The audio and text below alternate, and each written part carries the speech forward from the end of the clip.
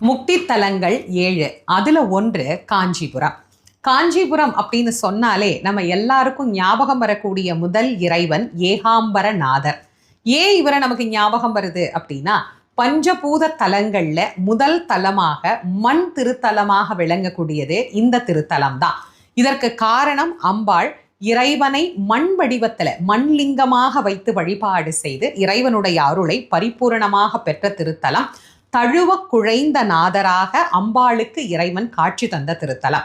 ஏலவார் குழலி அம்பிகை அப்படிங்கிற திருப்பெயரோடு அம்பாளும் மிக அழகாக இறைவன் ஏகாம்பர நாதராக நமக்கு காட்சி தரக்கூடிய இந்த அழகான ஆலயத்தின் திருக்குட நன்னீராட்டு பெருவிழா 8/12/2025 காலை 5:45 ஆரம்பிச்சு 6:30 நிறைவடைய இருக்கிறது. இந்த அற்புதமான ஆலயத்தின் திருக்குட நன்னீராட்டு பெருவிழாவை நேரடியாக வர்ணனை